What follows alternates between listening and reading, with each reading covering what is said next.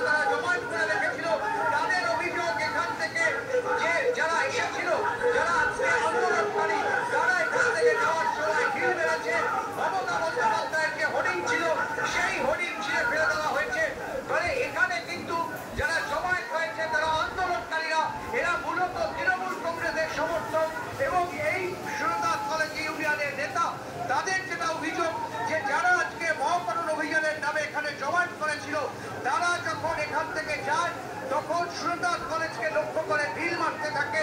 তাদের যারা মহিলা ছিল তাদেরকে লক্ষ্য করে ঢিল মারা হয় এবং মমতা বন্দ্যোপাধ্যায়ের যে ছবি রয়েছে, মমতা বন্দ্যোপাধ্যায়ের যে প্ল্যাকার্ড রয়েছে, প্রতিষ্ঠা দিবসকে কেন্দ্র করে যে প্ল্যাকার্ড তারা ঝুলিয়েছে সেই প্ল্যাকার্ড ছিঁড়ে ফেলে দেওয়া হয়েছে, এমনটাই কিন্তু তাদের অভিযোগ। মানে এখানে কিন্তু যারা জমায়েত হয়েছে তারা এই মুহূর্তে জাজেস খানের সামনে কি পরিস্থিতি অনির্বাণ?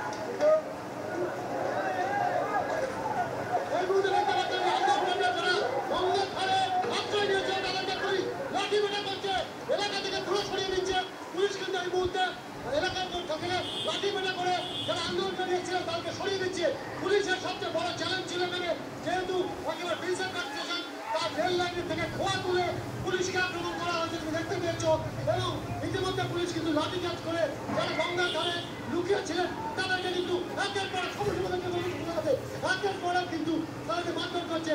অন্যদিকে কিন্তু পুলিশ লাঠিচার্জ করে সরিয়ে দিচ্ছে এই মুহূর্তে আন্দোলনকারীদের। পুলিশ কিন্তু দীর্ঘক্ষণ ধরে এই যে মব, সেই মব যারা গঙ্গার ধারে লুকিয়েছিল তাদেরকে লাঠিচার্জ করে সেখান থেকে সরিয়ে দিচ্ছে। এই মুহূর্তে পুলিশ ব্যাপক লাঠিচার্জ করছে একেবারে জাজেস খানের সামনে। এই মুহূর্তে দেখতে পাচ্ছি আমরা যথেচ্ছ পুলিশ লাঠিচার্জ করছে।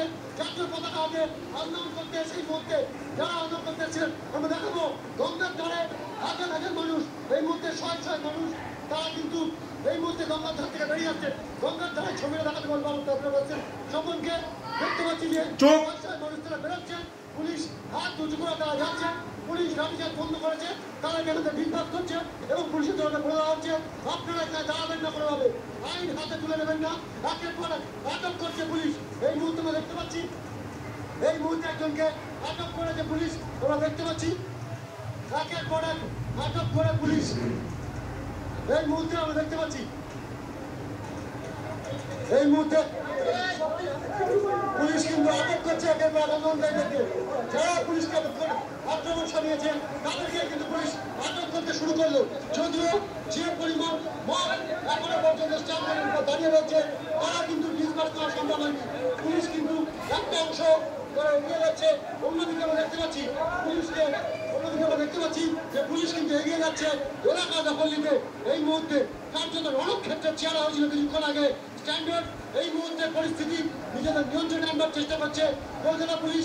এই মুহূর্তে আমরা দেখতে পাচ্ছি গঙ্গার ধারে যারা লুকিয়েছিলেন, যারা গঙ্গার ধার থেকে রেল লাইনের পাথর তুলে পুলিশ আক্রমণ চালাচ্ছিলেন তাদেরকে কিন্তু পুলিশ লাঠিচার্জ করলো এবং বেশ কয়েকজনকে আটক করলো। দেখতে পাচ্ছি পুলিশের অ্যাডভান্স পার্টি তারা কিন্তু এগিয়ে চলেছে সামনের দিকে এবং যে জনতা এখন দাঁড়িয়ে রয়েছে স্ট্যান্ডার্ড রিপোর্ট তাদেরকে কিন্তু সেখান থেকে সরিয়ে নিয়ে যাওয়ার চেষ্টা চলছে। এবং এখানে দেখতে পাচ্ছি যে মহিলারা কি বলছে একবার শোনার চেষ্টা করবো। মহিলারা কি বলছে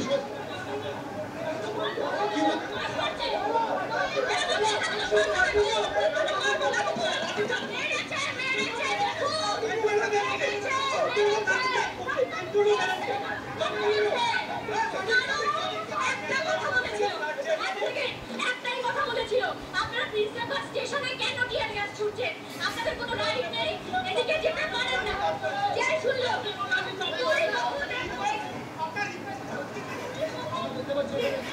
পুলিশ কিন্তু মিডিয়াকে সরানোর ব্যবস্থা হতে পারে।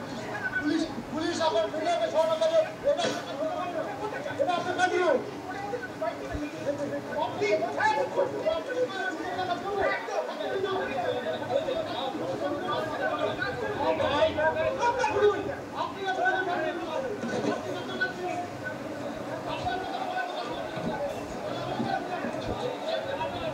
আন্দোলন স্বৈরাচারীকে হারানোর আন্দোলন, স্বৈরাচারীকে হারানোর